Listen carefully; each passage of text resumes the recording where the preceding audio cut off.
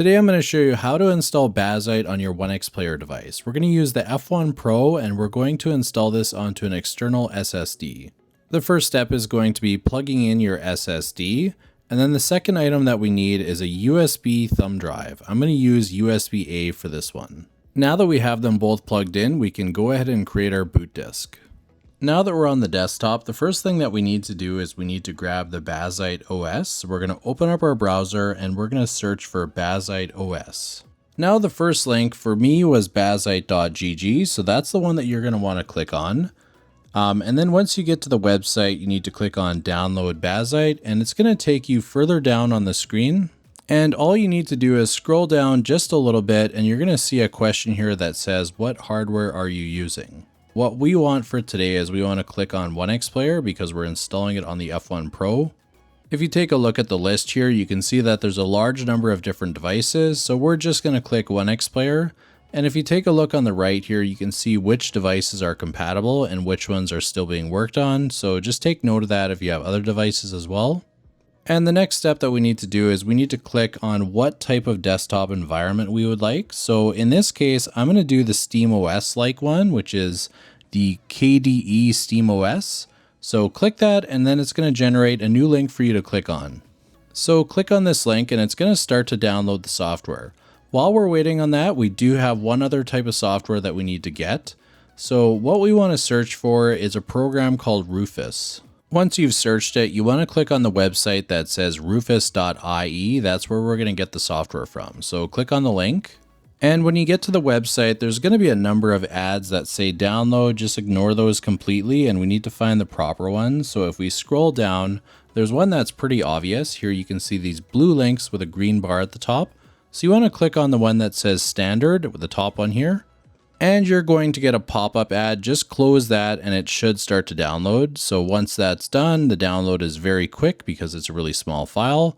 We're still waiting on our Bazzite download. So by the time we get Rufus installed, our Bazzite should be ready to go. Now that both files are completed, we can go ahead and go to our downloads folder and we're going to run the Rufus program to install it. My screen recording was messed up, so I couldn't show you the install process, but you just go through the prompts and install it. Now that we've got Rufus running, you can see that we have our device here. You make sure that this is the proper device selected. And what you want to make sure is that you have this set to your USB thumb drive. Now that you have the thumb drive selected, what you need to do is you need to make sure that you have the proper file type. So what we want is disk or ISO image. That is the default, so you don't need to touch this. On the window right beside it, there's a button that says select. Here's where we need to go to actually select our file. So click that. And then we want to navigate to our downloads folder and click the Bazzite file. Once you've selected this, just go ahead and press the open button and it should have it ready to go.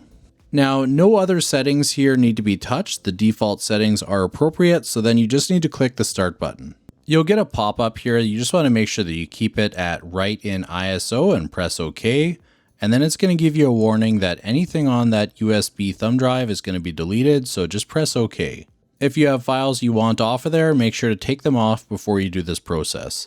So now it's going to start to write the Bazzite image to the thumb drive. So this will take a few minutes. So we'll come back once it's completed. Now that that's done, we can go ahead and click close and close Rufus. Then what we need to do is make sure that our SSD is fully prepared for Bazzite. And to do that, we need to search for disk management on the start bar and then open the program called create and format hard disk partitions. Now here you can see that I have my SSD here that's called new volume, and right now it's labeled as a basic data partition. So what we want to do is we want to delete that. We want this to be unallocated space. You may not have to in every install, but I did have Bazzite fail one time when I didn't do this. So just right click and then delete, and it's going to show up now as unallocated space. Now your SSD is good to go. If you were planning to dual boot the device, you could also do this and make sure that there was an empty partition on your regular SSD. But because we're doing an external, that's all we need to do. So once we've closed the program, we can shut down our device.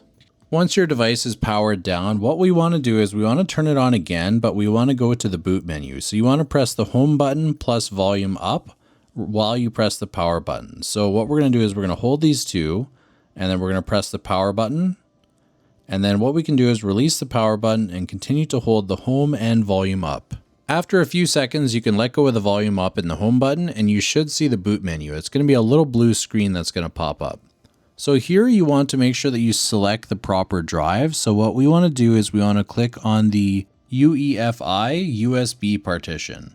So go ahead and turn on mouse mode. You just need to hold this button here on the screen until the light turns on.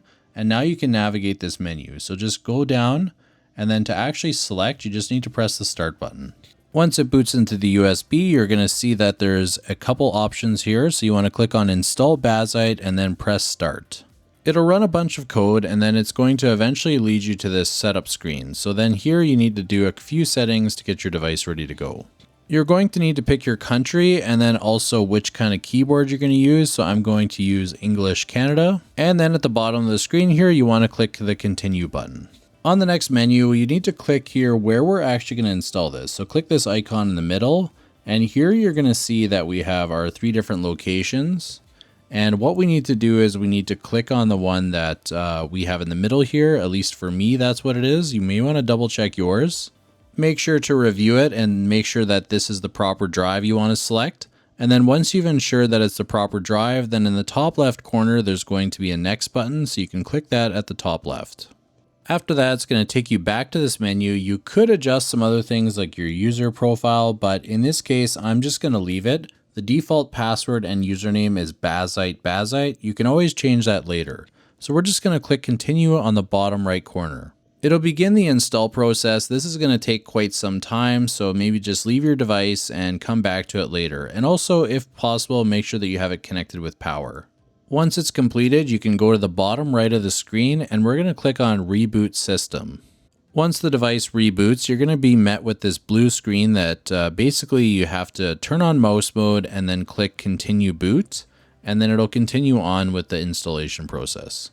And once it's completed, you're actually going to boot into Bazzite and you need to do the Bazzite setup. So this is where you're going to configure your Wi-Fi, your Steam account, region and whatnot. So the first thing that you're greeted with is actually your language. So here I'm going to select English. I actually found that the first time I booted into it, the controls weren't working, so I had to use touchscreen. So even turning off mouse mode, the buttons weren't working. So yeah, I had to keep in mind that that's only a one-time thing. Once you get past this screen, it should be working fine. Next, you're going to want to select your time zone. So obviously pick wherever you're located. Next, you want to sign into your Wi-Fi network, so pick the proper one and log in. Then it's going to load again, and then it's going to bring up the menu to sign into your Steam account. So if you have a Steam account, sign up here. If you don't, then you'll want to create one. Once you've signed in, it's going to load your profile, and then you should be into the SteamOS-like experience here with Bazzite. Yes, you're going to be greeted with the welcome screen that you get basically a bit of a tutorial on what's what. So if you're doing this for the first time, maybe pay attention to this. Otherwise, just go ahead and skip ahead like I am. And that's it. Now you've got Bazzite, you can go ahead and install your games. And the nice part about doing this on an external drive like we have here is that it doesn't mess up anything that you have on your internal SSD with Windows 11. If you wanted to do a dual boot option instead, there's a number of videos available for that, but basically you just need to pick the location to be on your internal drive and make sure that you'd have a set amount of space set aside as unallocated like we had done in the beginning of the video. So that's going to wrap it up for this one. Hopefully this was helpful, and thank you for watching.